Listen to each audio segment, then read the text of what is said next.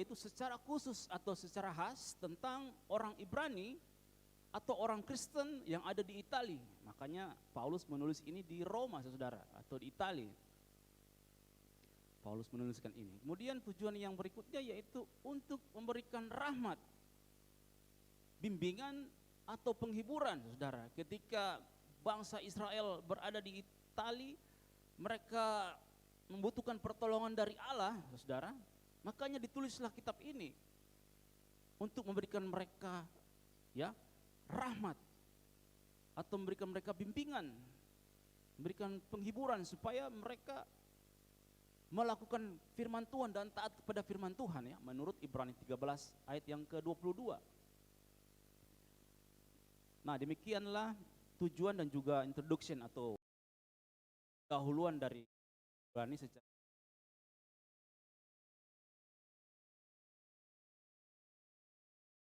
bahwa dimanapun orang Israel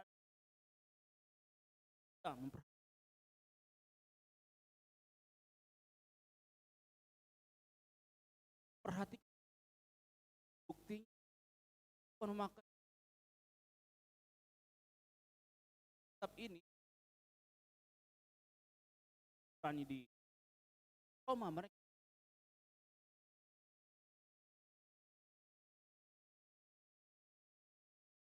akan masuk pada kata kunci bagaimana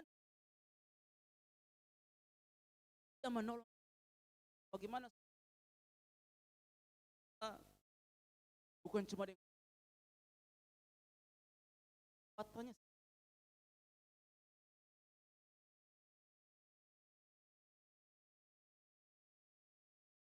kita bahas pada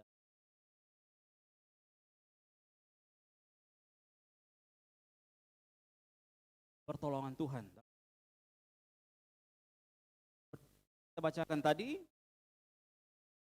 ayat pokoknya bahwa bagian yang pertama ya untuk mendapatkan pertolongan Tuhan, bahwa kita percaya bahwa Tuhan itu sanggup menolong kehidupan kita, sanggup menolong kehidupan. Bukan mudah-mudahan tolong Tuhan nanti saya tolong saudara, bukan.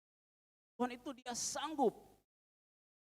Ayat 18 dikatakan tadi, Tuhan itu dapat menolong, saudara.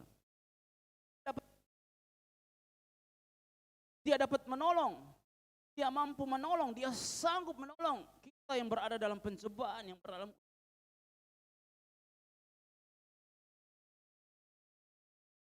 bagaimana? Yaitu berikan menurut ayat 3 sampai 18 yang saya katakan, Tuhan menolong kehidupan kita, dia memberikan kekuatan yang besar, saudara.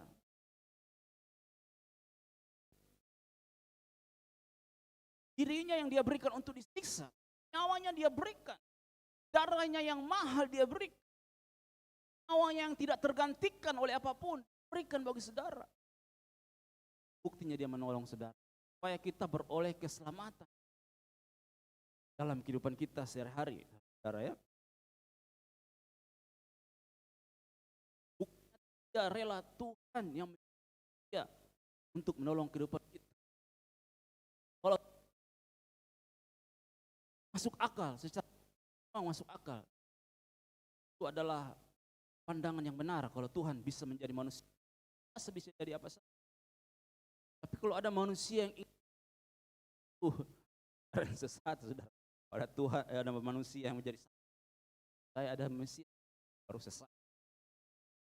Tuhan yang menjadi itu masuk akal. Karena dia ini Tuhan ini mau menyelamatkan manusia. Dia menjadi binatang, saudara, ya. Dan dia mau selamatkan kita, manusia ciptaannya yang mulia, saudara.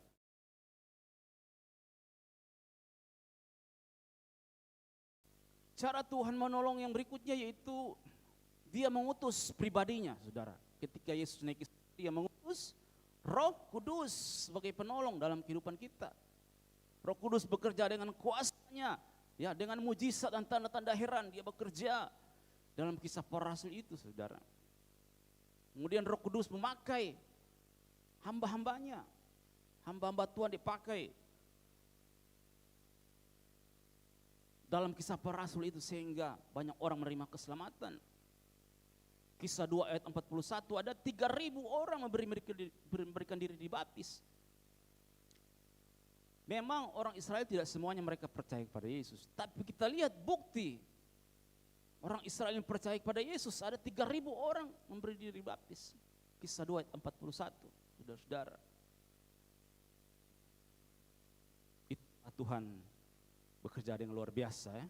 Lewat pribadinya Roh Kudus, dia memakai hamba Tuhan, dipakai kami hamba Tuhan, firman Tuhan untuk menolong saudara. Supaya saudara berjalan menurut perintah Tuhan, bukan menurut mau sendiri saudara ya. Pada hari ini dia mampu, dia sanggup menolong saudara ya, puji Tuhan. Dia rela saudara.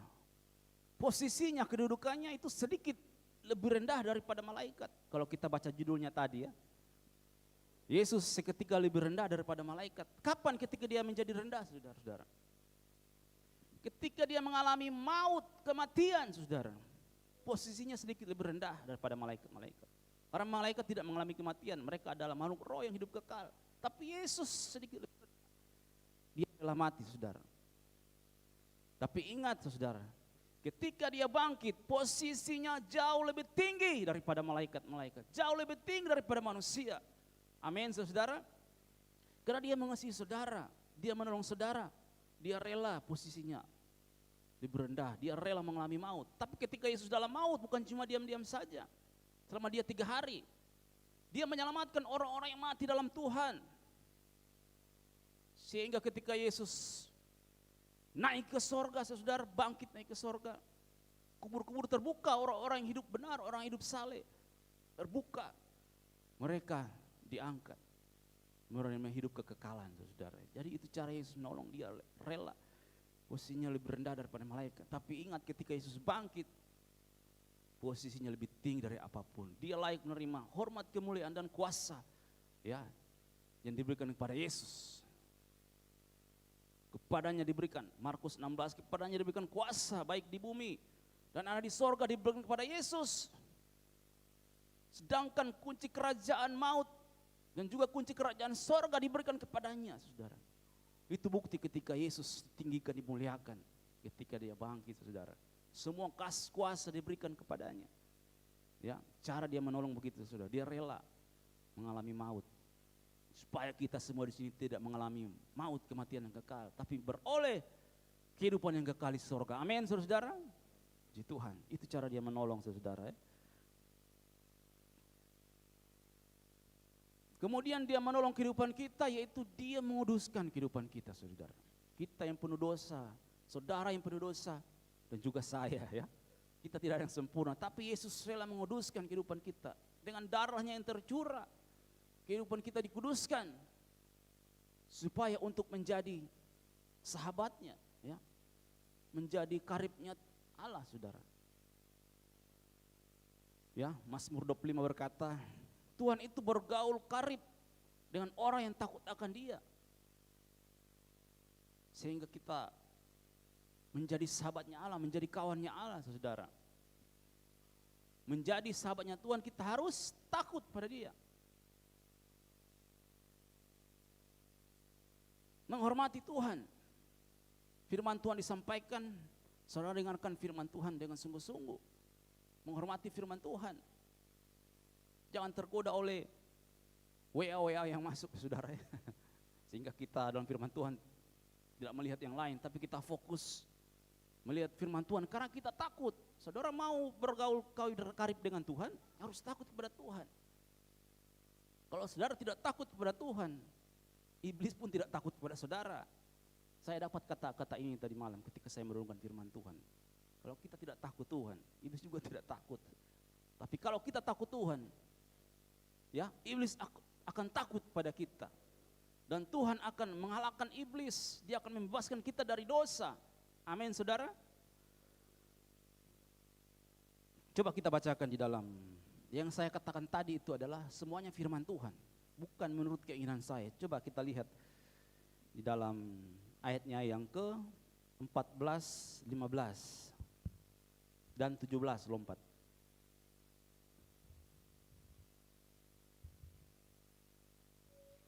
Karena anak-anak itu adalah anak-anak dari darah dan daging, maka ia juga menjadi sama dengan mereka dan mendapat bagian dalam keadaan mereka, supaya oleh kematiannya ia memusnahkan dia, yaitu iblis yang berkuasa atas maut. Dan supaya dengan jalan demikian, ia membebaskan mereka yang seumur hidupnya berada dalam perhambaan oleh karena takutnya kepada maut. 17, Sebab lompat 17. itulah sebabnya, maka dalam segala hal, ia harus disamakan dengan saudara-saudaranya, supaya ia menjadi imam besar yang menaruh belas kasihan dan yang setia kepada Allah untuk mendamaikan dosa seluruh bangsa. Ya, puji Tuhan. Terima kasih. Tuhan berkati Bapak Hezron. Cara Allah menolong kehidupan kita, Dia mengalahkan iblis yang menggoda kita, yang mengganggu kita dalam pekerjaan, dalam keluarga. Ketika kita takut Tuhan, iblis itu akan dikalahkan oleh Allah, saudara. Sehingga kita, kalau ada cobaan, kita tetap hidup benar. Ada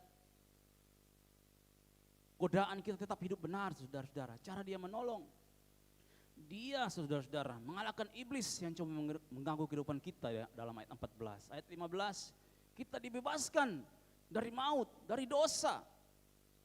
Sehingga kita beroleh hidup yang kekal. Ya. Kita yang menjadi hamba dosa, menjadi hamba kebenaran, saudara. Itu ayat yang ke-15 berkata, saudara-saudara, kita dibebaskan dari segala dosa, sehingga memperoleh kebenaran dalam kehidupan kita, saudara. Ya. Kemudian ayat 17 tadi sudah dibacakan bahwa Yesus menolong kehidupan kita, saudara-saudara, karena Dia telah mengalami pencobaan, saudara.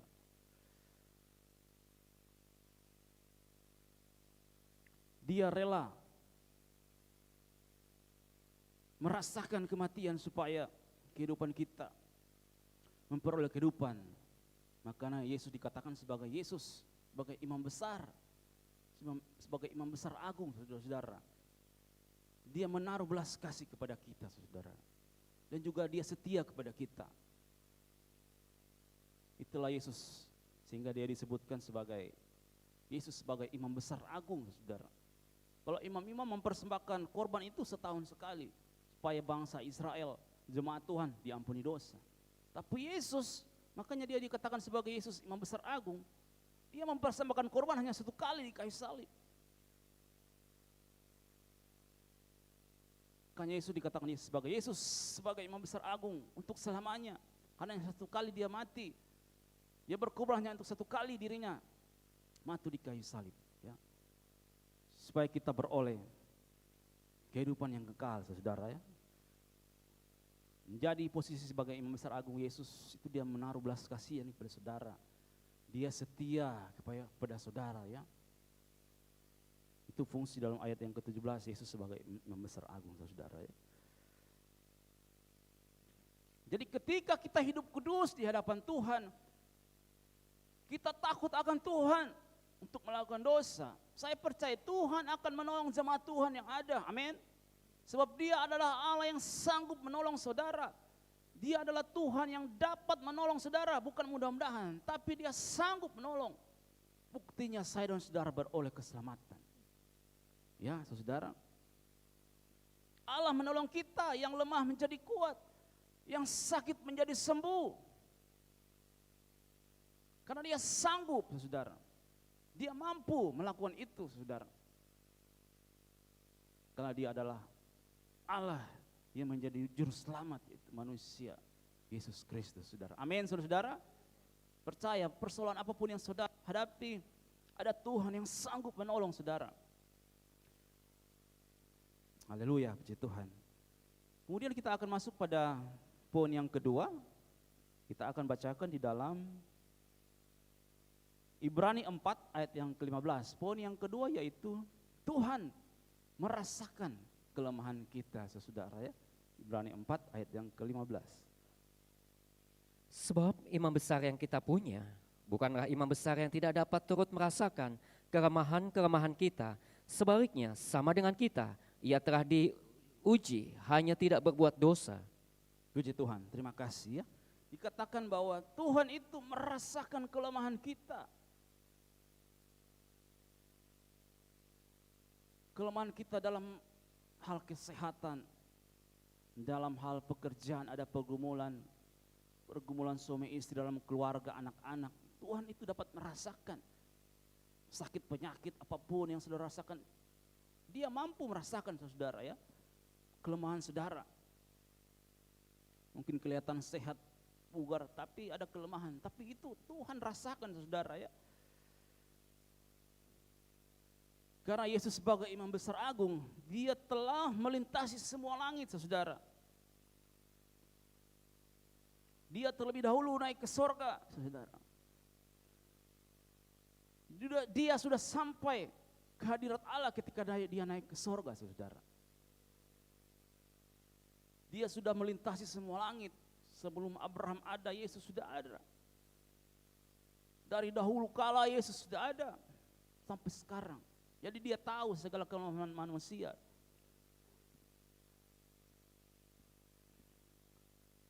Ayat yang ke-15 tadi dikatakan bahwa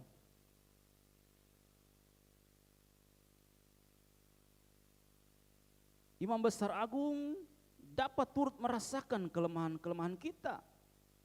Sebaliknya sama dengan kita, ia telah dicobai hanya tidak berbuat dosa.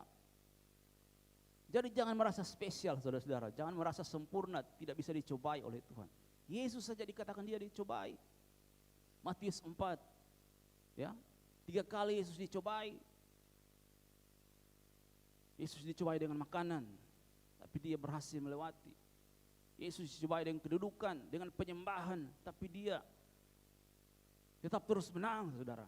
Dan ketika Yesus menang dalam pencobaan itu, saudara, dia diberkati, dia dilayani oleh malaikat, saudara. Jadi ketika saudara menghadapi pencobaan, jangan takut, saudara. Saudara mampu melewati ujian dan cobaan itu, saudara. Tuhan akan memberikan berkat bagi saudara, amin. Amin, saudara. Tidak mungkin maunya SMA kelas 1 terus, ada ujian, saya mau kelas 1 terus. Sampai tua di kelas 1 SMA terus, ya. Tapi ketika kita menghadapi ujian naik kelas, kita mampu melewati, level kita semakin naik, iman kita semakin naik, saudara. Berkat kita semakin naik. Itulah fungsi dari ujian. Yesus pun dicobai, saudara, oleh Roh Kudus dalam Matius 4 itu, saudara. Dalam pencobaan itu bukan cuma di situ saja, saudara. Yesus dikhianati oleh Yudas, dijual oleh Yudas, disangkali oleh Petrus, sahabat-sahabatnya sendiri, murid-muridnya sendiri mengkhianati dia, saudara. Bahkan sampai puncaknya Yesus mati di kayu salib. Dia telah melewati semuanya itu. Tapi dalam kesemuanya itu ditulis dia tidak berbuat dosa, saudara-saudara. Dalam menghadapi ujian jangan sampai kita lari dari Tuhan. Apalagi sampai berbuat dosa, saudara-saudara. Untuk menghilangkan pergumulan ini saya lari ke dunia gemerlapan, dugem, atau hal-hal yang melakukan perbuatan daging. Jangan, saudara. Dalam menghadapi ujian, hadapi, saudara, dengan firman Tuhan. Yesus pun menghadapi iblis dengan firman Tuhan. Manusia bukan tercipta dari makanan saja, tapi setiap dari firman yang keluar dari mulut Allah. Dan seterusnya iblis mundur dan Yesus pun menang dari cobaan itu, saudara. Abraham pun bapak orang percaya, saudara-saudara. Dalam Kejadian 22 dia dicobai, saudara. Kepercayaan Abraham diuji. Tapi ketika dia melewati ujian itu, Tuhan memberikan berkat dia yang berlimpah-limpah. Tuhan menjadikan keturunannya sama seperti bintang di langit. Ya. Jadi Tuhan turut merasakan, saudara-saudara. Karena dia telah merasakan kematian itu di kayu salib. Pedih, perih. Dia digantung di kayu salib, dia rasakan itu. Dinginnya, panasnya dia rasakan di atas kayu salib. Dia tusuk dengan tombak, dia sudah rasakan. Apalagi cuma pergumulan kita yang ya cuma sakit-sakit sedikit. Tuhan rasakan saudara. Karena dia sudah melewati, dia sudah merasakan penderitaan yang luar biasa di salib. Jadi setiap pergumulan saudara, dia turut merasakan ya saudara. Amin saudara. Jadi jangan pernah merasa sendiri saudara. Ada Tuhan, ada Yesus, ada Roh Kudusnya sebagai penolong dalam kehidupan kita. Jangan pernah merasa sendiri, jangan pernah merasa tidak diperhatikan. Yesus itu adalah imam besar agung.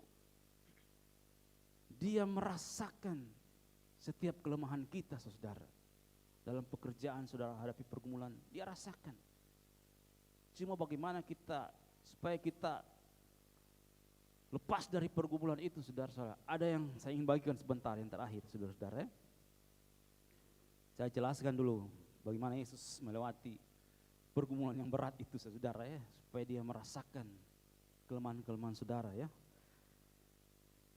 Dalam kelemahan Yesus, kemanusiaan Yesus, memang dia sebagai manusia ya, dia Allah menjadi manusia, dia lapar dia makan, dia capek dia tidur, dia marah ketika ada dosa di bait Allah saudara. Itu kemanusiaannya Yesus. Tapi ingat kealahannya Yesus, dia adalah Allah yang sempurna. Kealahannya Yesus, dia Allah yang maha kuasa, dia mampu melakukan apa saja. Dia mampu menciptakan apa saja, dia mampu menjadi apa saja saudara. Termasuk menjadi manusia, mampu dia sanggup. Ya saudara.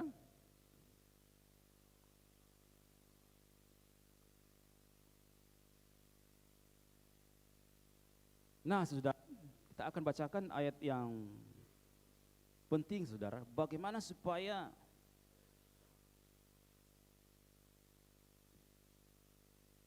Tuhan itu menjawab setiap kelemahan kita saudara-saudara. Baca di dalam ayat 16, nah ini yang penting saudara. Kunci dari supaya kelemahan kita dijawab oleh Tuhan ya.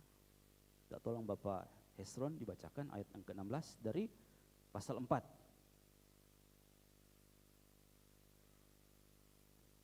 Sebab itu marilah kita dengan penuh keberanian menghampiri tahta kasih karunia, supaya kita menerima rahmat dan menemukan kasih karunia. Amin. Untuk mendapat pertolongan kita pada waktunya. Amin, puji Tuhan ya.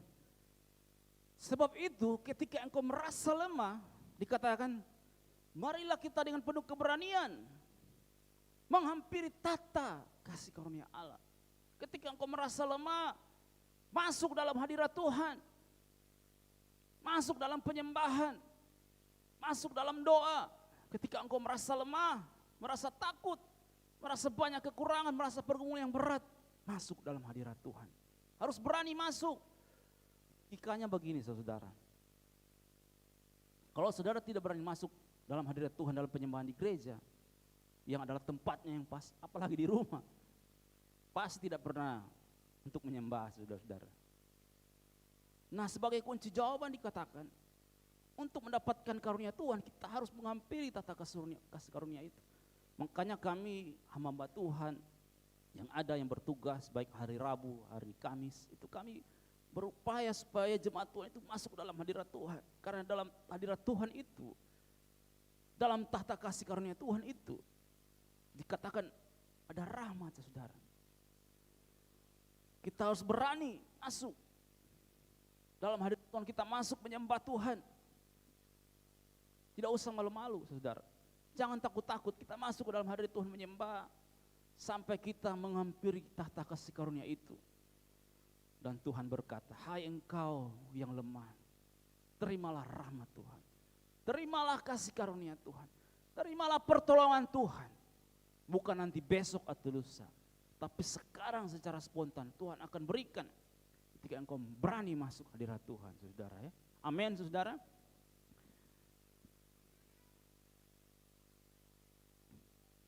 Sebagai catatan tambahan, untuk masuk ke dalam hadirat Tuhan, dalam Ibrani 10 ayat 19 sampai 22, di situ saudara harus mempunyai hati yang apa? Hati yang tulus. Ibrani 10 ayat 19 sampai 22, catatan saja ya, saudara tulis. Saudara mau masuk hadirat Tuhan, saudara harus memiliki hati yang tulus saudara. Kalau ada yang tidak beres, berdamai dengan Tuhan.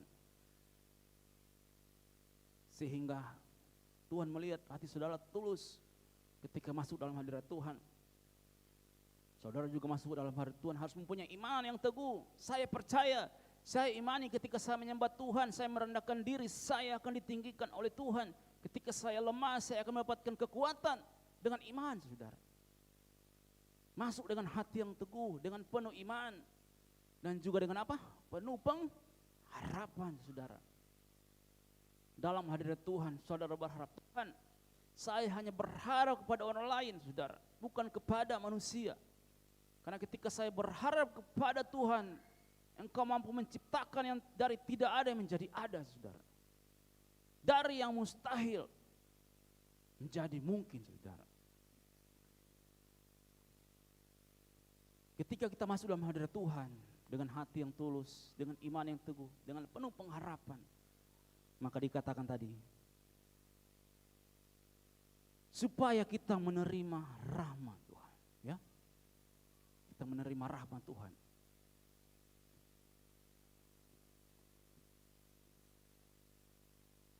Rahmat Tuhan itu artinya belas kasih Tuhan, saudara, ya. Karunia dari Allah, ya, atau berkat dari Allah, itu rahmat, saudara. Bukan rahmat sinaga, ya. Kalau rahmat sinaga orang Batak, ya. Ya, tapi ini rahmat yang dari Tuhan memang. Tuhan kasih rahmat ketika saudara masuk dalam hadiratnya, saudara-saudara. Kemudian setelah rahmat akan diberikan, saudara akan menemukan kasih karunia yang artinya adalah bantuan dan kekuatan ilahi dari Yesus Kristus supaya kita menemukan keselamatan. Itu artinya kasih karunia, saudara. Kita akan menerima bantuan dan kekuatan daripada Tuhan sebagai Yesus Kristus. Sehingga yang lemah dikuatkan oleh Tuhan, ya. Dan juga yang terakhir tadi dikatakan, ketika kita masuk dalam hadirat Tuhan, kita akan menerima pertolongan dari Tuhan. Pertolongan adalah suatu perbuatan tangan yang ajaib dari Tuhan untuk menolong saudara yang lemah, saudara. Perbuatan tangan Tuhan itu luar biasa. Dia mampu menciptakan yang tidak ada itu menjadi ada. Apalagi yang ada, dia mampu memperbaharui kehidupan saudara yang lemah. Dia akan berikan kekuatan yang sempurna dalam kehidupan saudara. Amin, saudara. Tuhan. Jadi saat kita lemah, kita merasa kangen, kita merasa sakit, kita merasa mempunyai pergumulan yang berat, mari kita masuk dalam hadirat Tuhan. Kita masuk dalam tahta kasih karunia Allah sampai kita menemukan rahmat daripada Tuhan. Karena pertolongan dari manusia itu terbatas, tapi pertolongan dari Tuhan itu tidak terbatas. Dia mampu bekerja dalam apa saja, dalam keluarga saudara, dalam suami, istri, anak-anak, dan juga pekerjaan saudara. Dia mampu, saudara. Pastikan saudara berani masuk bertemu dengan hadirat Tuhan, saudara. Di situ saudara akan melupakan segala kelemahan saudara, beban saudara. Amin, saudara. Puji Tuhan. Kita akan masuk pada poin yang ketiga.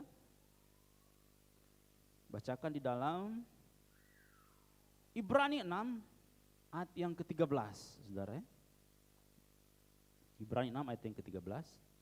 Sebab ketika Allah memberikan janjinya kepada Abraham, ia bersumpah demi dirinya sendiri, karena tidak ada orang yang lebih tinggi daripadanya.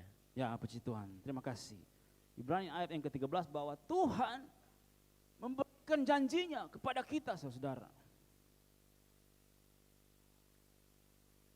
Tuhan bukan berkata semoga saya akan kasih nanti kapan-kapan, tapi dia berikan, saudara. Dia kasih kepada saudara janji tentang apa saja, janji tentang masa depan, janji tentang pekerjaan. Dia kasih semuanya. Dia akan tepat janjinya bagi saudara.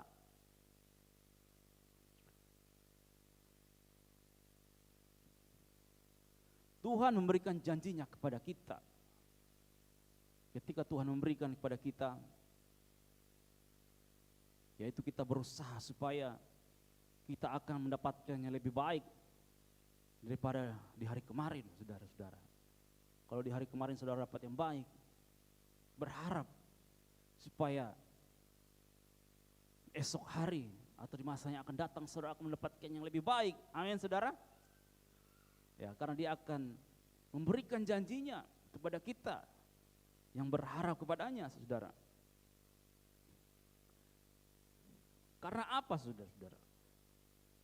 Karena Allah itu adil saudara. Dia adil bagi semua orang, baik kepada kami yang hamba Tuhan, baik kepada jemaat. Kalau kita berbuat adil, kita akan mendapatkan keadilan. Kalau kita berbuat benar, kita akan mendapat kebenaran, saudara-saudara. Allah tidak pandang bulu. Ada orang-orang yang berbuat dosa, mereka akan mendapatkan hukuman. Dia adil dalam segala cara. Bahkan dia adil untuk menepati janjinya kepada saudara. Untuk memberikan janji kepada saudara, dia telah bersumpah. Bersumpah itu artinya Allah telah mengikatkan dirinya dengan janjinya. Supaya kita yang akan menerima berkat Tuhan. Kalau dia berjanji kepada saudara, saudara yang akan menerima janji Tuhan itu, bukan orang lain. Amin. Lihat ketika Abraham mempersembahkan Ishak. Coba, bisanya Tuhan taruh itu domba di semak belukar sehingga dia tidak lari, saudara. Itu membuktikan bahwa berkat Tuhan itu, kalau dia sudah janjikan kepada kita, kita akan menerima berkat. Berkat itu tidak akan ada orang lain. Coba kalau domba itu cuma berkeliaran di situ, kalau ditangkap bisa lari, saudara, bisa capek mengejar domba. Tapi karena Tuhan sudah berjanji berkat itu untuk kita, dia akan berikan kepada kita, untuk keluarga kita, untuk anak-anak cucu kita. Kita yang akan menerima berkat itu, saudara-saudara. Karena kita adalah pribadi yang takut akan Tuhan. Ya, saudara, dia adalah Allah yang adil. Dan juga dia adalah Allah yang selalu mengingat, saudara. Coba ini ayat penting, saudara. Dia adalah Allah yang selalu mengingat, saudara. Dalam ayat yang ke-10, dalam Ibrani 6 tadi. Sebab Allah bukan tidak adil, sehingga ia lupa akan pekerjaanmu dan kasihmu yang kamu tunjukkan terhadap namanya oleh pelayanan kamu kepada orang-orang kudus yang masih kamu lakukan sampai sekarang. Ya, puji Tuhan. Dia adalah Allah yang mengingat segala perbuatan saudara. Pelayanan, pemberian saudara bagi gereja Tuhan. Dia ingat pemberian bagi hamba-hamba Tuhan, bagi orang-orang kudus yang kekurangan.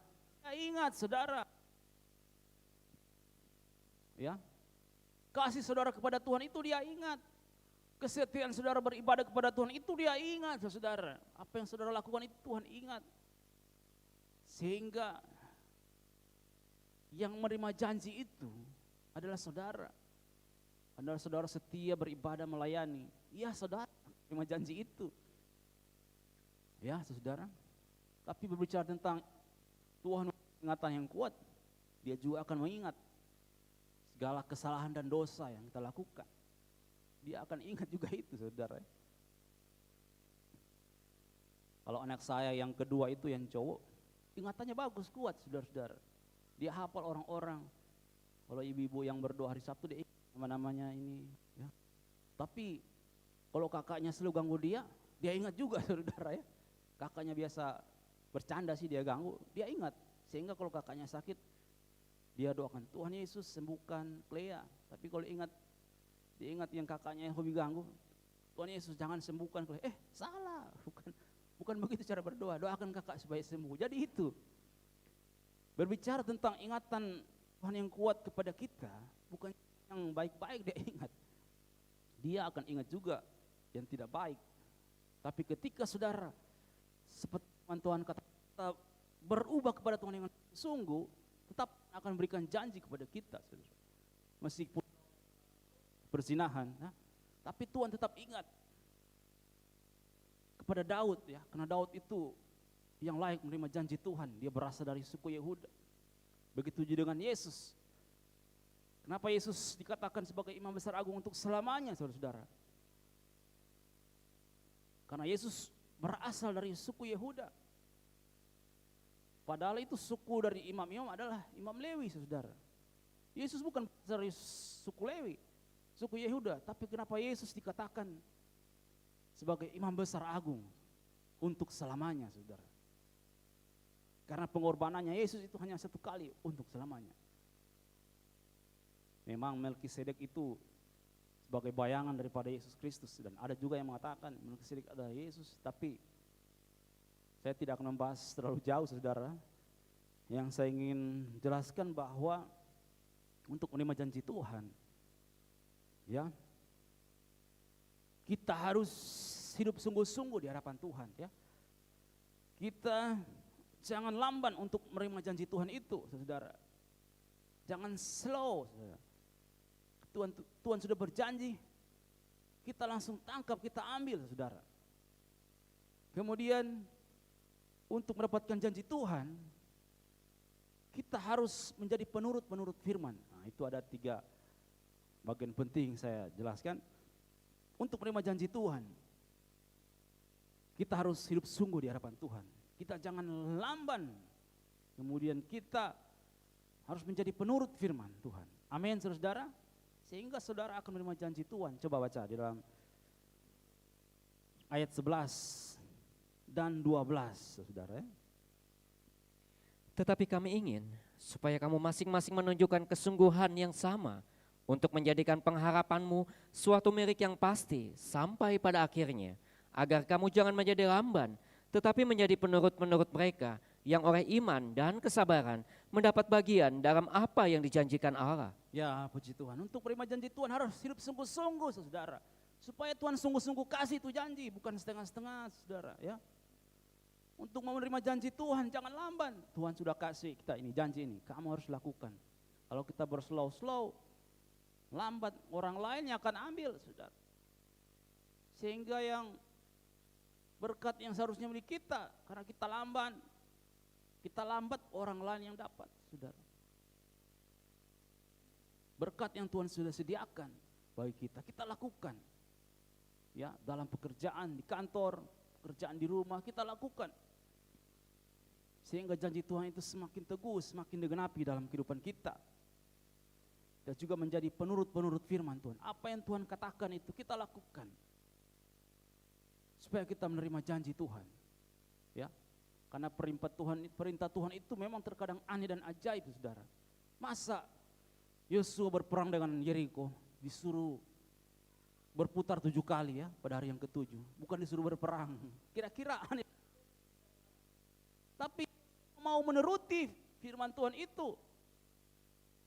Yosua mau menuruti firman Tuhan. Disuruh putar 7 kali kota Yeriko hari yang ke-7. Tiup mereka lakukan. Mereka turuti perintah Tuhan yang aneh dan ajaib itu. Saya katakan demikian, saudara. Dan apa yang terjadi, ya? Tembok itu runtuh dan mereka mengalahkan kota Yeriko itu, ya, karena mereka menjadi penurut-penurut firman, saudara. Kalau Tuhan suruh ampuni, ampuni. Kalau Tuhan suruh maafkan, maafkan, saudara-saudara. Karena itu adalah perintah Tuhan. Sehingga kita berdamai dengan semua orang, saudara.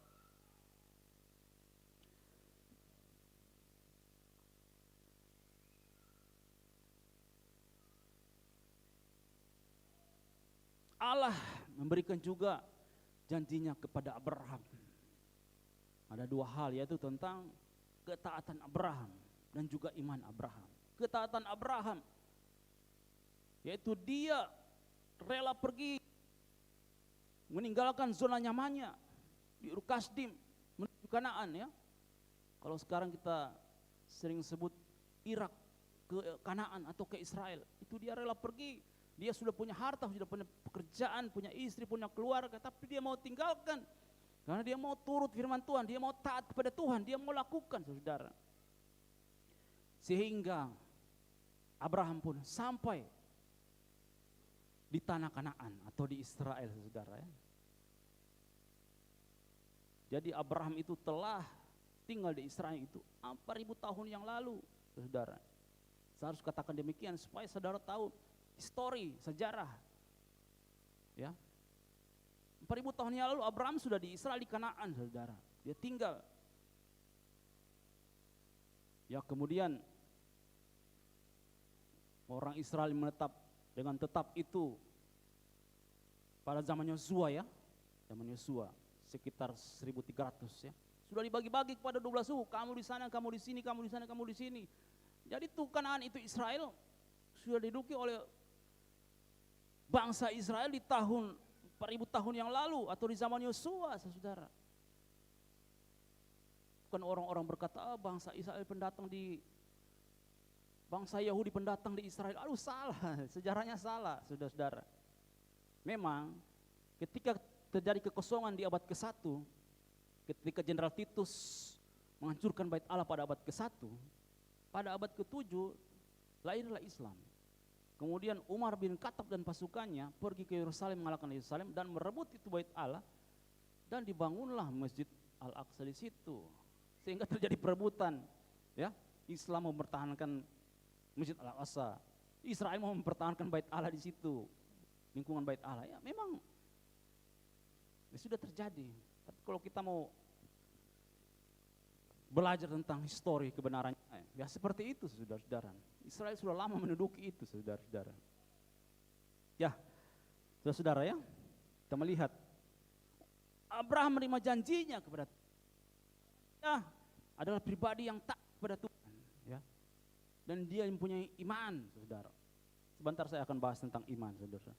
Di sini yang kita akan perlu tahu tentang ketaatan, saudara, kepada Tuhan.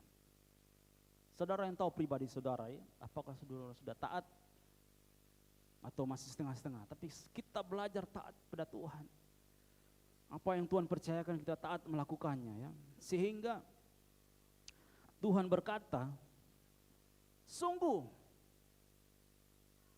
kita yang akan menerima janji Tuhan. Bukan mudah-mudahan, semoga, bukan. Tuhan berkata sungguh Tuhan akan memberkati kita dengan berlimpah-limpah. Tuhan akan memberkati kita dengan hal yang banyak, ya, saudara ya. Itu janji Tuhan kepada Abraham. Itu juga janji Tuhan kepada kita.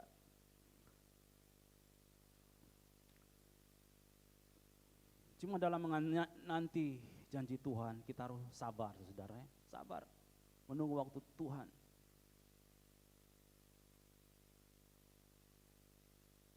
Sehingga pada waktu yang indah kita layak menerima janji Tuhan itu, saudara ya. Sabar, nanti janji Tuhan.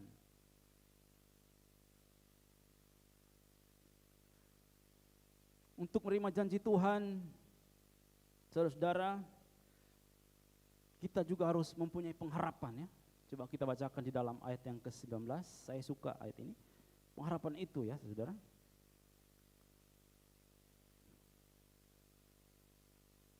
Pengharapan itu adalah sauh yang kuat dan aman bagi jiwa kita yang telah dilabuhkan sampai ke belakang tabir. Ya, puji Tuhan, terima kasih. Pengharapan itu adalah sauh, adalah jangkar yang kuat dan aman ya. Sauh itu aman. Tabir itu adalah tembok pembatas. Jadi kita antara tembok A dan tembok B itu ada pembatas. Ketika kita mau melemparkan jangkar kita, ya jangkar itu aman dan kuat. Berbicara tentang pengharapan kita kepada Tuhan.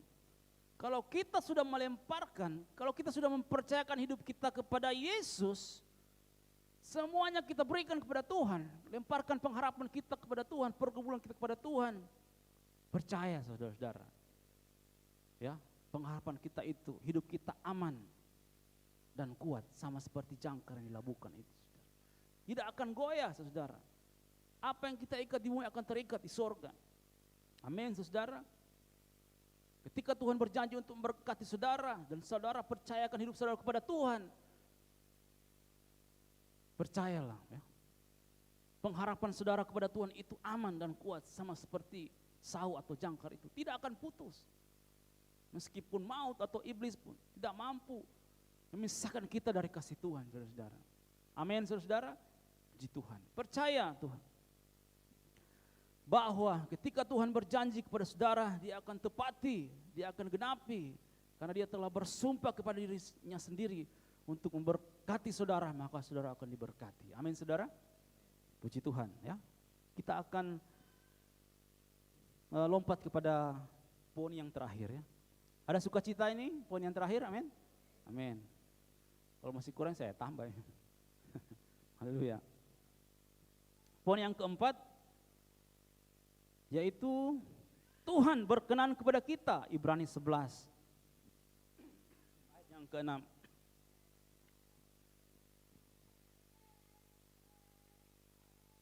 Tetapi tanpa iman, tidak mungkin orang berkenan kepada Allah.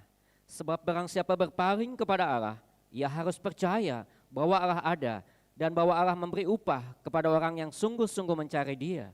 Amin. Puji Tuhan, terima kasih. Ya. Tuhan berkenan kepada kita, saudara.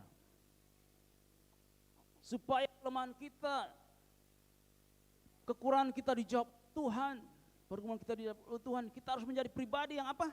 Berkenan di hadapan Tuhan.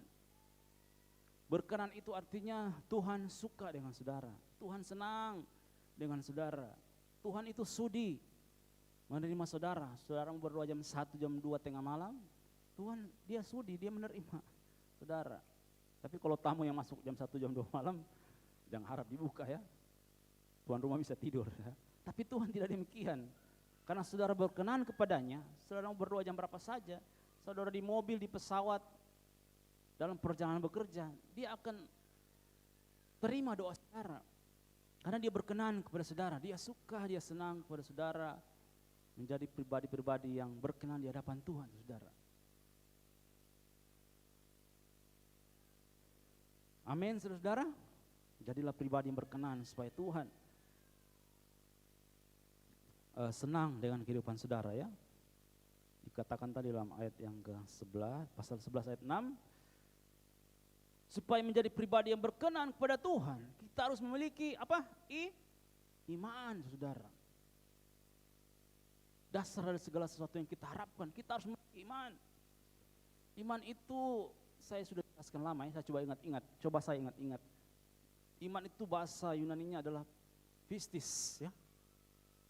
Dalam arti rohaninya, ketika kita mempercayakan hidup kita kepada Tuhan, sepenuhnya pergumulan kita, kesehatan kita, pekerjaan kita, ketika kita mempercayakan kepada Tuhan, jangan diambil lagi, saudara.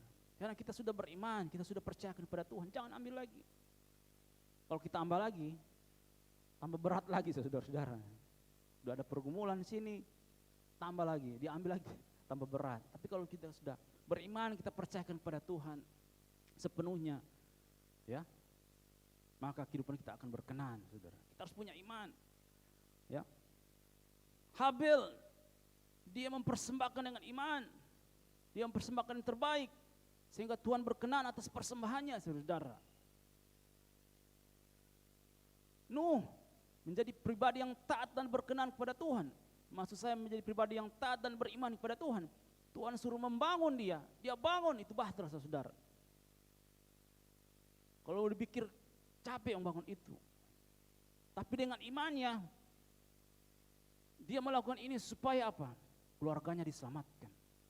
Istri, anak-anak, menantunya diselamatkan. Karena Tuhan telah perintahkan kepada dia taat dan beriman. Dia melakukan itu dengan iman, dia membangun. Meskipun dia baru melihat banjir itu, hujan yang deras, tapi dia lakukan. Dengan iman, dengan harapan dia membangun supaya keluarganya diselamatkan. Dengan iman juga supaya Tuhan menghukum dunia itu yang jahat. Karena di zamannya Nuh itu orang jahat semua. Hanya Nuh yang berkenan kepada Tuhan, saudara. Itu contoh-contoh iman, saudara. Ya.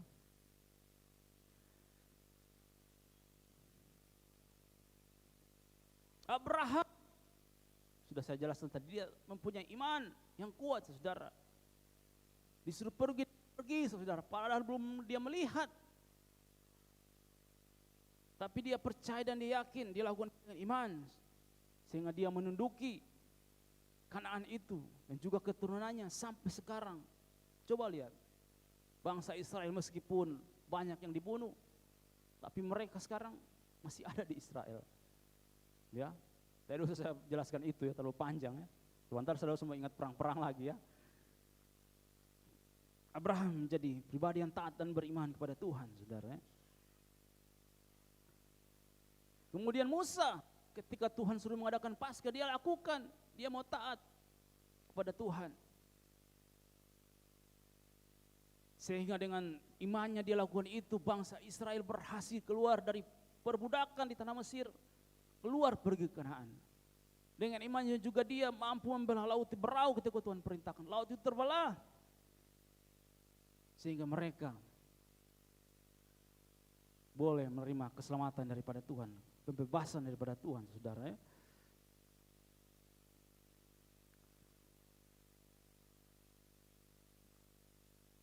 Menjadi pribadi yang berkenan kepada Tuhan, kita harus beriman kepada Tuhan. Amin. Melayani dengan iman. Beribadah kepada Tuhan dengan iman, ya. Memberi kepada Tuhan dengan iman. Bukan karena kita mau diberkati, tapi karena cinta Tuhan. Dan kita memberi juga kita sesuai dengan janji Tuhan, pasti diberkati, dibalas sesuai dengan janji Tuhan. Lakukan sesuatu apapun dengan iman, saudara. Ya. Ketika kita beriman dan berbuat, di situ Allah bekerja untuk menolong saya dan saudara. Amin, saudara.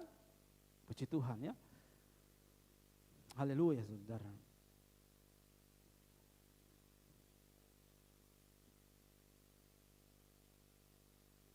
Ketika Tuhan perintahkan kepada kita untuk melakukan supaya kehidupan kita berkenan, jangan kita lamban, kita lakukan itu, saudara ya. Kalau di sekolah Alkitab, kalau lambat antri makanan, cuma dapat sisa-sisa ya. Kalau lambat, saudara ya. Apalagi kalau makan berdoa tidak berhikmat, tutup mata dan lama. Amin begini, nasi ya. Dagingnya sudah teman-teman kerjai diambil, cing. Itu karena di sana pergumulannya ya banyak, jadi orang-orang biasa bercanda ya. Tapi itu harus kita lakukan ya.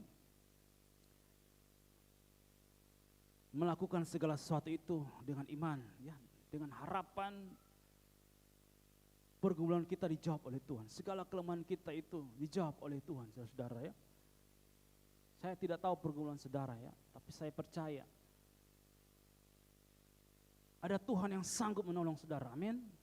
Saya tidak tahu kelemahan saudara apa. Ya. Tapi ingat saudara, ada Tuhan yang sanggup menolong untuk menguatkan saudara ya. Dia mampu menguatkan iman saudara ya, sehingga saudara memperoleh jawaban daripada Tuhan ya. Haleluya, saudara.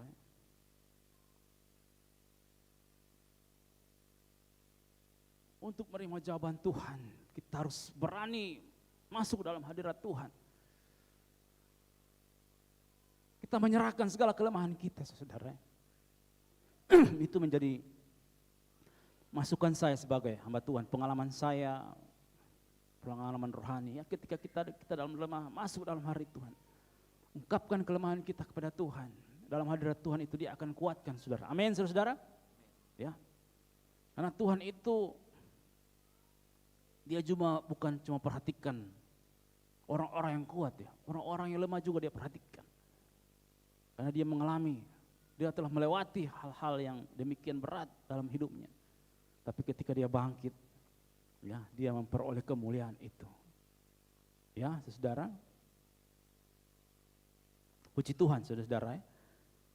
Demikian firman Tuhan saya sampaikan hari ini. Mari pemain musik, kita akan menyanyikan salah satu lagu baru ya, yang diciptakan oleh seorang hamba Tuhan.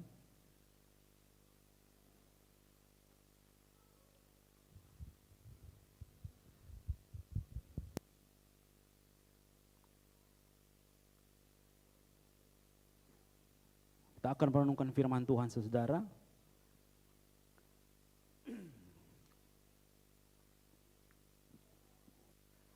Haleluya Yesus. Mari kita masuk ke dalam hadirat Tuhan dengan penuh keberanian. Mungkin terlalu lama kita merasa berat kelemahan yang kita gumuli, saudara. Tapi saat ini firman Tuhan datang untuk menguatkan saudara, kelemahan saudara dia kuatkan ya.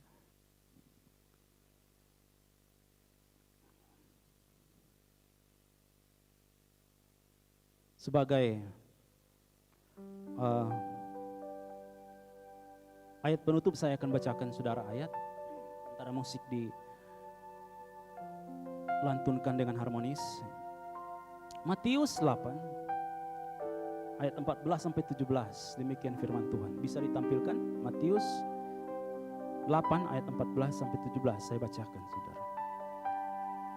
Setibanya di rumah Petrus, Yesus pun melihat ibu mertua Petrus terbaring karena sakit demam, Saudara.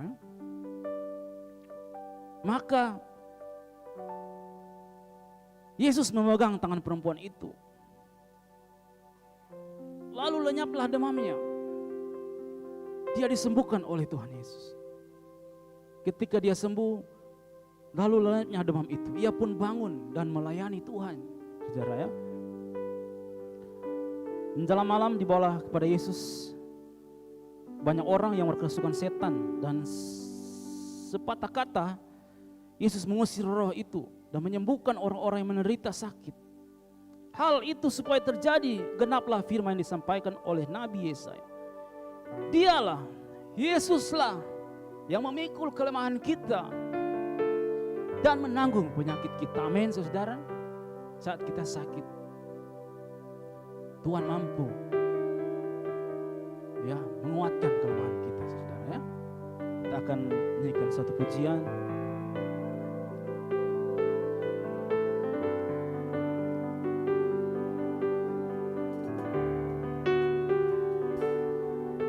Meski terasa lemah hadapi ujian hidup, tetap berharap kekuatan Tuhan.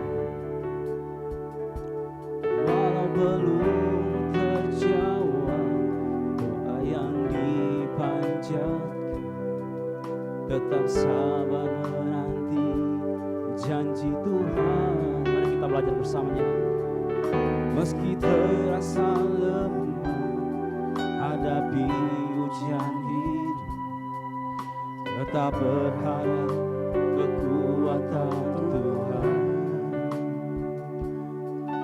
Walau belum terjawab doa yang dipanjatkan, tetap sabar menanti janji Tuhan. Yesus membesar, Yesus imam besar agung, menaruh belas kasih kepada semua, setia menyertai.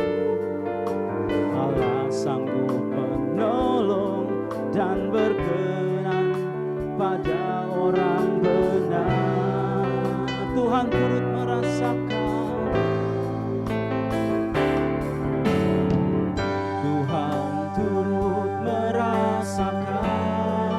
segala kelemahan kita, segala kelemahan kita. Yesus korbankan nyawanya, Yesus korbankan nyawanya, mati di salib, tebus dosa kita. Tuhan kuatkan hidupku, Tuhan kuatkan hidupku. Beri rahmat dan kasih karunia, beri rahmat dan kasih karunia-Mu, dan ku rasakan pertolongan-Mu, menguatkanku, menyembuhkan aku, berkatiku, memulihkan hidupku. Kita akan belajar lagu baru ini, kita ulang dari awal. Meski terasa lemah hadapi ujian hidup, tetap berharap kuatan Tuhan. Walau belum terjawab doa, walau belum terjawab doa yang dipanjatkan, doa yang dipanjatkan, tetap sabar nanti janji Tuhan. Yesus imam besar, Yesus imam besar agung, menaruh belas kasih kepada semua. Allah sanggup menolong, Allah sanggup menolong dan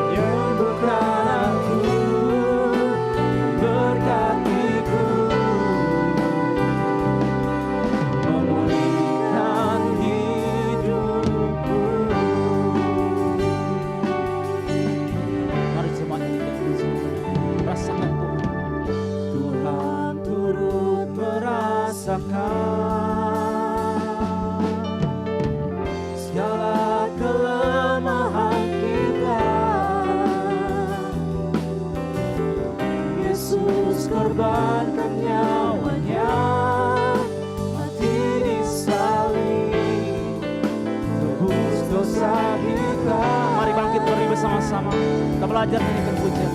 Tuhan ku akan hidupku, beri rahmat kasih karunia, dan ku rasakan pertolongan-Mu, kuatkanku, menyembuhkanku, memberkatiku, memulihkan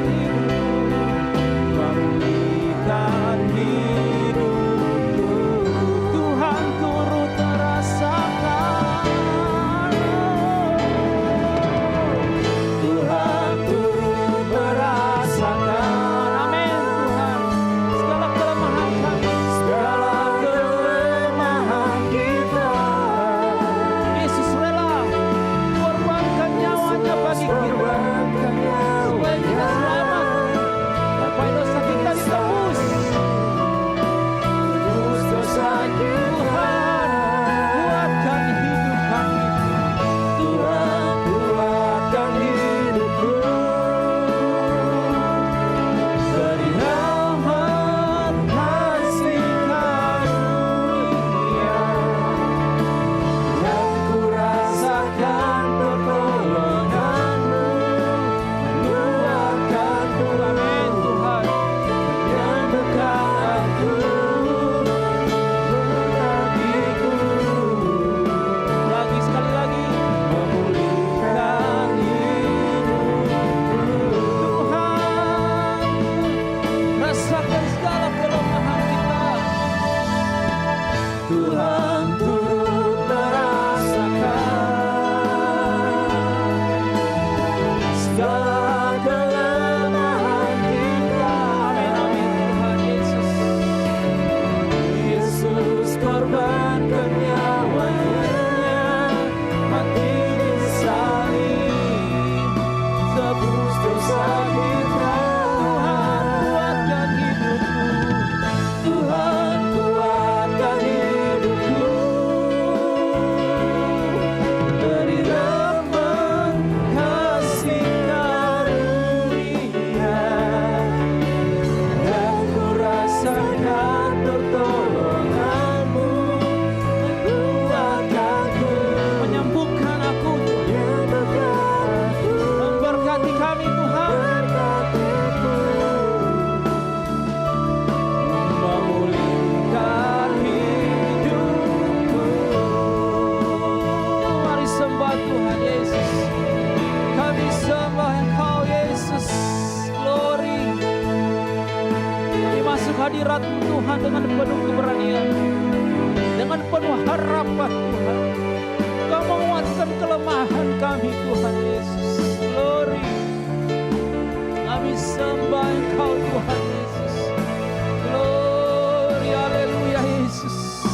Glory, sambil singas nyanyikan pujian ini, Tuhan kuatkan hidup.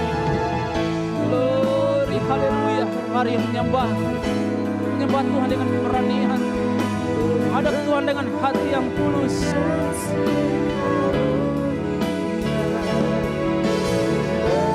Haleluya Yesus, sembah di hari tempat ini untuk menguatkan segala kelemahan kita, menyembuhkan penyakit kita. Yesus, sembah. Glory, haleluya, haleluya Yesus, haleluya Tuhan. Glory, haleluya Yesus, kami sembah Engkau Tuhan.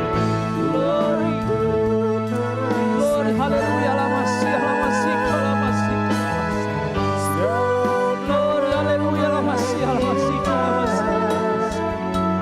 Glory, haleluya Yesus. Engkau pengharapan kami Tuhan Yesus. Glory, glory, glory, haleluya Tuhan. Engkaulah Tuhan kekuatan hidup kami Tuhan. Glory, haleluya Yesus, Yesus kami sembah. Terima kasih, terima kasih Yesus. Terima kasih. Glory, haleluya Yesus. Terpujilah nama Tuhan.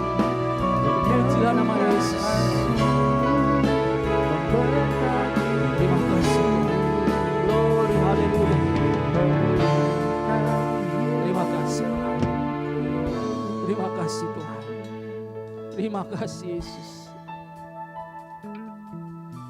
Saya tidak tahu kelemahan apa yang saudara rasakan. Kelemahan sakit penyakit. Kelemahan tentang pergumulan suami, tentang istri, anak-anak atau orang tua. Apa kelemahan saudara? Dalam pekerjaan saudara mungkin saudara lagi bergumul. Mungkin saudara merasa lemah, merasa kekurangan. Tapi ingat saudara-saudara, ada Tuhan yang sanggup menolong saudara. Ada Yesus yang sanggup, yang dapat menolong saudara ketika saudara lemah. Makasih Tuhan. Yesus bukan cuma dengan kata-kata dia mengasihi saudara, tapi dia turut merasakan segala kelemahan saudara. Dia merasakan perihnya di kayu salib, kehilangan nyawa. Dia merasakan juga pergumulan saudara yang berat. Tapi ingat saudara, ketika Yesus bangkit, dia menerima kemuliaan hormat. Ketika Yesus ada dalam saudara, Yesus ada dalam hidup saudara, dia akan menjawab kelemahan saudara. Dia akan kuatkan yang lemah. Dia akan pulihkan suami istri. Dia akan pulihkan anak-anak saudara. Dia akan pulihkan keluarga saudara. Terutama dia akan pulihkan juga pekerjaan saudara. Karena Yesus sanggup untuk menolong kelemahan saudara dalam usaha, dalam keluarga. Dia akan tepati janjinya. Dia sungguh akan menepati janjinya pada orang yang berkenan kepadanya. Terima kasih Tuhan. Kami percaya Tuhan, saat ini kami mengangkat tangan kepadamu Tuhan. Dengan iman Tuhan kami percaya ketika kami masuk dalam hadirat Tuhan, di situ ada kekuatan Tuhan, di situ ada kemenangan Tuhan, di situ ada kelepasan Tuhan, di situ ada pemulihan Tuhan. Karena dalam hadirat Tuhan memberikan engkau kemenangan. Terima dengan iman bahwa Tuhan sudah menolong saudara. Percaya, yakin, jangan ragu, jangan bimbang, jangan lambat. Terima firman Tuhan. Terima firman Tuhan itu dan lakukan. Saudara akan memperoleh pertolongan Tuhan. Terima kasih Tuhan. Terima kasih Tuhan, kami mengucap syukur padamu. Terima kasih Tuhan.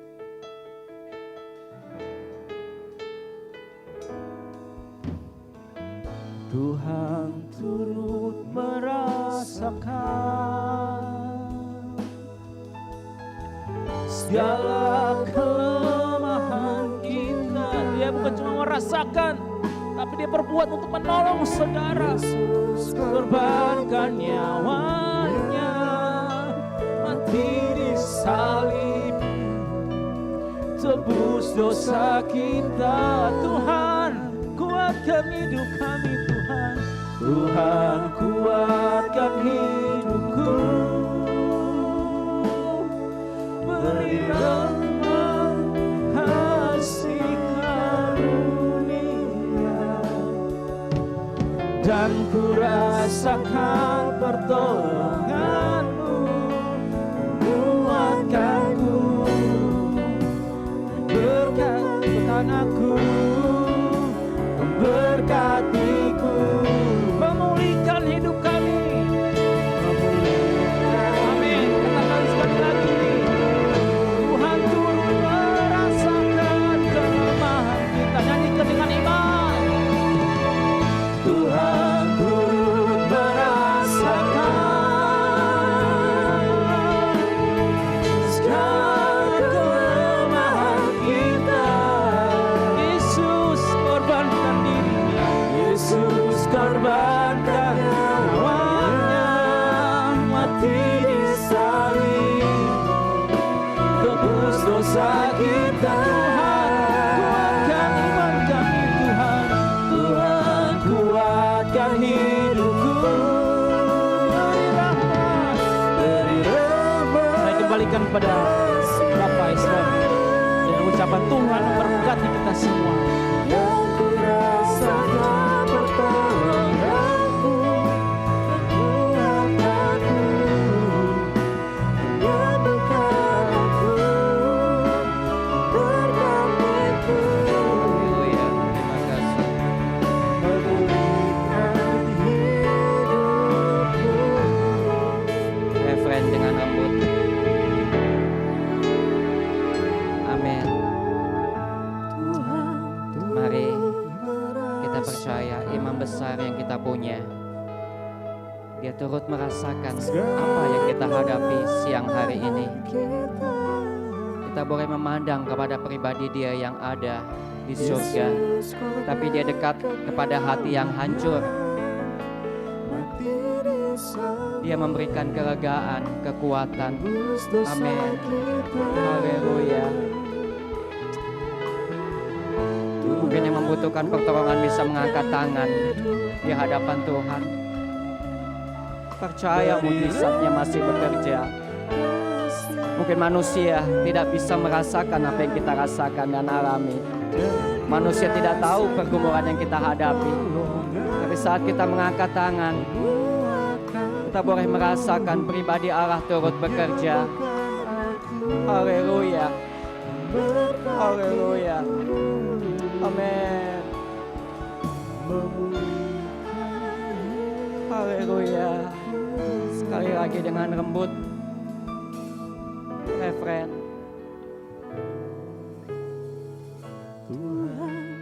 Haleluya. Haleluya. Amin. Kelemahan kita, Ya Yesus. Yesus korbankan nyawanya, Terima kasih. mati di salib, Haleluya. tebus dosa kita. Tuhan kuatkan hidupku, Dia memberi kekuatan kepada kita semua untuk bisa menjalani hidup ini. Amin. Nanti saudari Claudi pimpin kita di dalam doa. Ya Tuhan. Haleluya. menyembuhkan aku, Haleluya. memberkatiku. Amin. Ya Tuhan. Hidupku. Haleluya. Haleluya Tuhan, terima kasih Tuhan. Terima Kami kasih bersyukur Tuhan. Tuhan memiliki imam besar seperti Engkau. Terima kasih. Imam besar yang turut merasakan Ya, apa yang kami Tuhan. rasakan Tuhan. Mungkin orang lain tidak dapat mengerti Tuhan. Segala Haleluya. pergumulan kami, apa yang kami rasakan Tuhan. Terima Namun kami kasih, tahu Tuhan. Tuhan bahwa Engkau Terima turut kasih. merasakan apa yang kami alami dan Engkau Ya, bersama-sama dengan Yesus. kehidupan kami Tuhan. Terima kasih Tuhan, kami boleh percaya bahwa kami punya Terima Allah yang kasih. peduli akan kehidupan kami dan kami bersyukur Tuhan. Apapun keadaan kami, Terima kasih. Engkau Tuhan. selalu ada bersama-sama dengan kami Ya. Tuhan. Kami boleh merasakan begitu banyak pertolongan Tuhan Haleluya. yang telah kami terima. Dan jika Tuhan Terima sudah kasih, menolong Tuhan. kami Tuhan pada waktu-waktu yang lalu, kami pun percaya Terima Tuhan kasih. Engkau akan terus menolong kehidupan kami Tuhan. Kami tahu Tuhan bahwa Terima Engkau kasih, adalah Tuhan. Allah yang Terima setia kasih. atas kehidupan kami meskipun kami mungkin Terima seringkali kasih. tidak setia di hadapan-Mu Tuhan. Ampuni kami Haleluya. Tuhan Yesus, walaupun kami seringkali mendukakan Terima hati kasih Tuhan, Tuhan.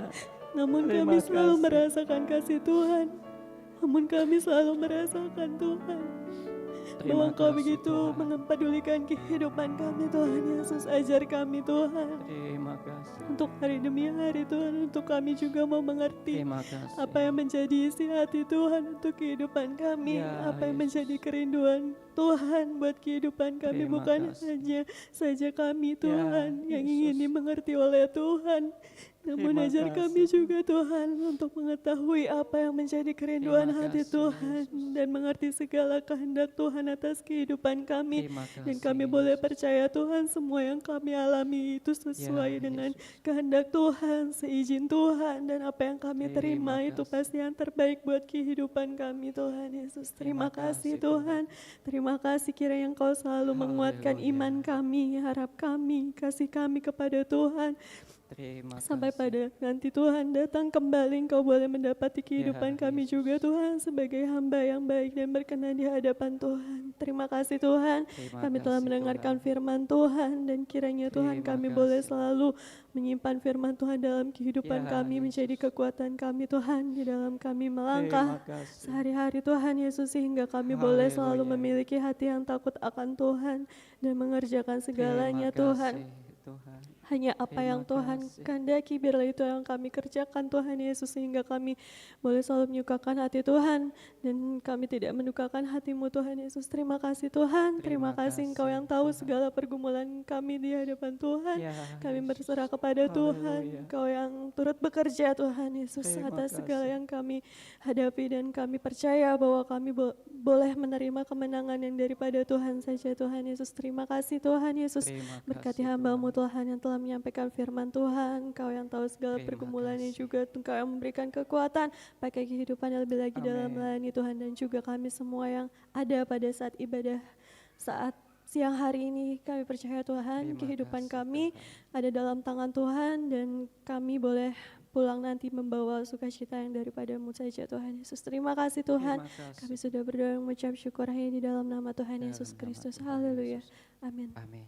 Puji Tuhan, silakan duduk sedang jemaat yang dikasih Tuhan. Tuhan memberkati kita semua, ya kita percaya meskipun secara mata jasmani pribadi Tuhan tidak hadir, tapi kita boleh merasakan kehadiratnya sehingga Dia sanggup untuk memberi kekuatan, memberikan penghiburan, bahkan untuk memberikan jalan keluar setiap apa yang kita hadapi dalam hidup ini.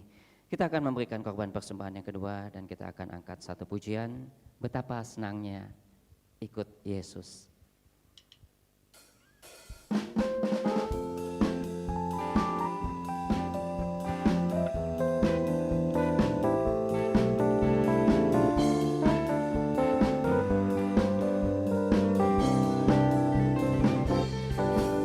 Betapa senangnya ikut Yesus, Dia selalu menolongku.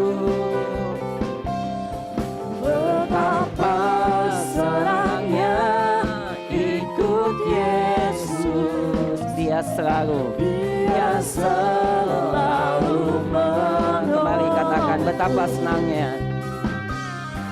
Betapa senangnya ikut Yesus, Dia selalu menolongku.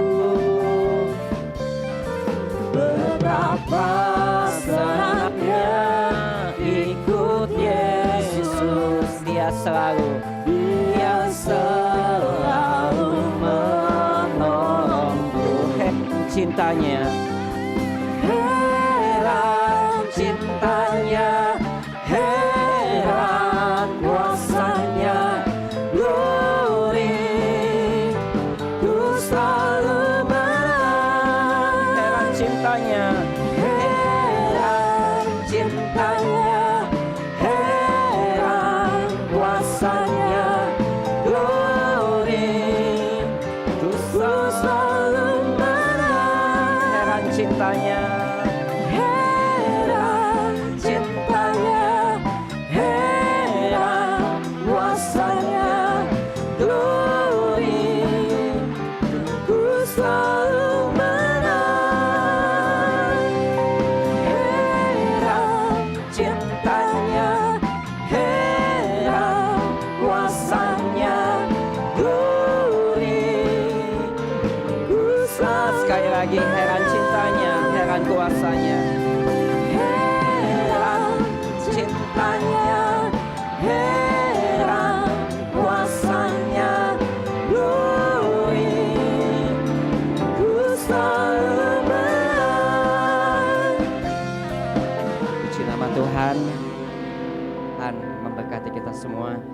untuk sidang jemaat yang hadir pada kesempatan siang hari ini di rumah Tuhan.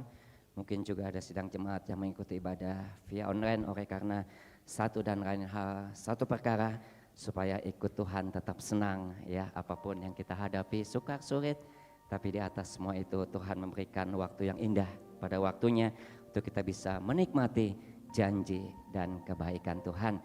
Haleluya, ibadah yang masih ada sepanjang minggu ke depan yang akan kita kerjakan. Besok tidak ada kegiatan, hari Selasa juga tidak ada kegiatan, hari Rabu doa penyembahan pada pukul 5:30 sore, hari Kamis pukul yang sama ibadah tengah minggu, hari Jumat tidak ada kegiatan, hari Sabtu doa syafaat pada pukul 10 pagi, dan sore harinya ibadah muda remaja, kembali minggu pagi anak-anak pada pukul 7, dan ibadah umum kembali pada pukul 9.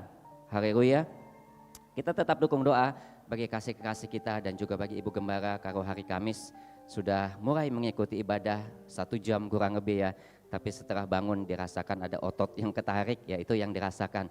Jadi minggu pagi ini tidak bisa beribadah bersama dengan kita, masih dalam tahap recovery. Kalau kemarin saudara Ivon juga sudah kembali membawa ke dokter, jadi ada satu hal yang harus diperhatikan. Jadi tidak boleh ada aktivitas berat ya. Menyiram bunga pun tidak boleh, jadi harus banyak istirahat, duduk pun harus diperhatikan berapa lama, berjalan berapa lama. Jadi ini yang harus dikerjakan dan diperhatikan, dan kita tetap dukung doa bagi Ibu Gembara supaya Tuhan menjamah, memberikan pemulihan, bahkan kesembuhan. Haleluya. Dan juga bagi yang lainnya, Uma Saiman dalam usia lanjut, dan juga ada Ibu Sutiono, Ibu Santi, dan juga mungkin Bapak Muin Permana yang siang hari ini hadir, dan juga Bapak Yahya, dan siapapun yang tidak dapat saya sebutkan namanya mungkin hadir pagi hari ini.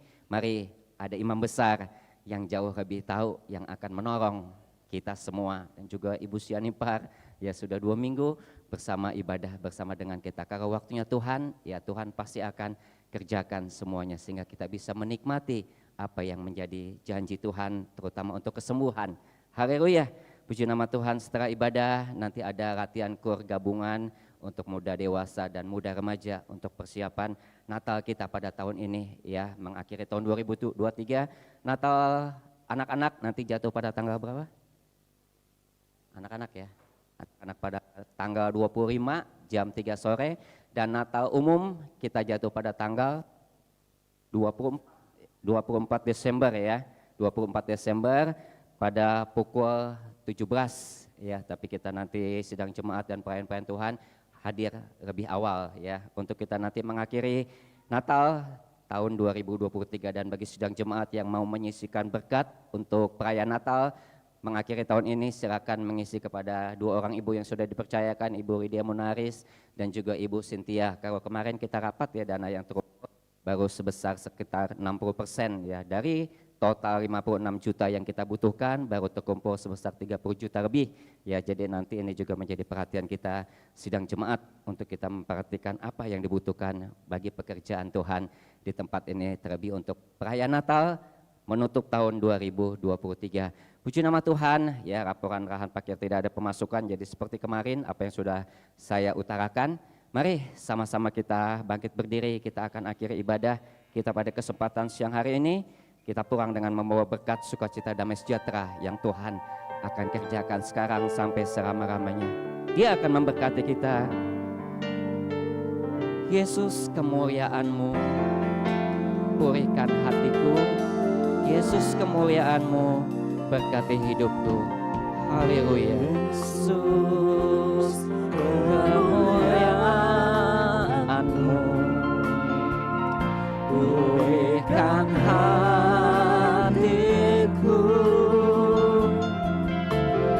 Yesus, kemuliaan-Mu berkati hidupku.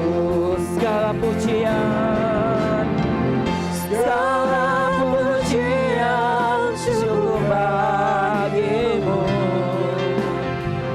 Kau hadir dalam hidupku ini, ku datang sujud di hadapan-Mu, memuji-Mu,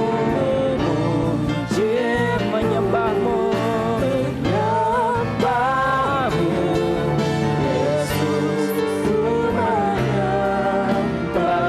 persembahkan segala pujian. Nanti kembali saya mohon dengan hormat hambanya Pendeta Dedi untuk berdoa menutup ibadah di dalam doa dan berkat. Tuhan Yesus memberkati.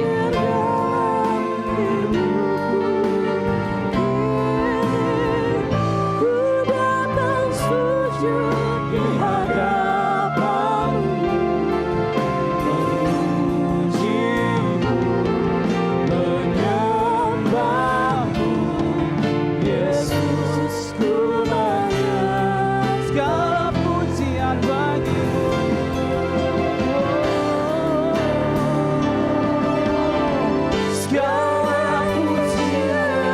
Segala pujian, syukur, hormat, kemuliaan bagi Tuhan. Dia yang layak dipuji dan disembah pada hari ini. Kini ku datang sujud di hadapan-Mu, memuji-Mu, menyembah-Mu, Yesus ku menyembah. Yesus ku menyembah-Mu. Yesus ku menyembah. Yesus ku menyembah-Mu Tuhan. Yesus ku menyembah-Mu. Segala pujian bagi Engkau Tuhan, segala kemuliaan bagi Engkau Allah Tuhan kami yang bertata di kerajaan sorga-Mu yang kekal dan mulia Tuhan. Kami bersyukur buat firman-Mu Tuhan yang menguatkan kami yang lemah Tuhan. Kami bersyukur Tuhan buat hadirat-Mu yang memberikan kami ketenangan Tuhan. Terima kasih Tuhan. Terima kasih Yesus. Oleh sebab itu Tuhan, sebentar kami akan kembali Tuhan. Engkau tuntun kami dengan kesetiaan-Mu Tuhan, sehingga kami tiba dengan sehat selamat sampai di rumah Tuhan. Tuhan tolong dan pimpin kami sepanjang minggu ini Tuhan. Biarlah Tuhan Allah Immanuel yang menyertai kehidupan kami Tuhan. Kami hanyalah manusia biasa yang mempunyai kelemahan, mempunyai keterbatasan dan kekurangan Tuhan. Oleh sebab itu Tuhan, pada hari ini kami mengangkat tangan dengan iman Tuhan. Tangan kami terangkat kepadamu Tuhan dengan iman. Kami percaya kami akan menerima berkat Tuhan. Diberkatilah Engkau pada waktu masuk, diberkatilah Engkau pada waktu keluar. Tuhan mengangkat Engkau menjadi kepala dan bukan ekor. Tuhan mengangkat Engkau semakin naik dan bukan turun. Diberkatilah Engkau di kota, diberkatilah Engkau di desa. Diberkatilah suamimu, istrimu, anak-anakmu, cucu-cucumu diberkati Tuhan. Apapun yang Engkau kerjakan, Tuhan buat berhasil. Tuhan membuat Engkau menjadi banyak. Tuhan memberkati Engkau dengan limpah. Berkat 30 ganda, 60 bahkan 100 kali ganda akan Engkau raih dengan iman pada siang hari ini. Karena Tuhan Allah Jehovah Jireh yang sanggup menolong saudara Tuhan. Terima kasih Tuhan. Terima kasih Yesus. Haleluya. Haleluya Yesus. Terima kasih Tuhan. Kami percaya berkat dari Allah Bapa, cinta kasih sayang daripada Tuhan Yesus Kristus, penghiburan, penyertaan daripada Allah Roh Kudus menyertai kita dari sekarang ini sampai selama-lamanya. Yang percaya sama-sama kita akan katakan amin. Haleluya, puji Tuhan.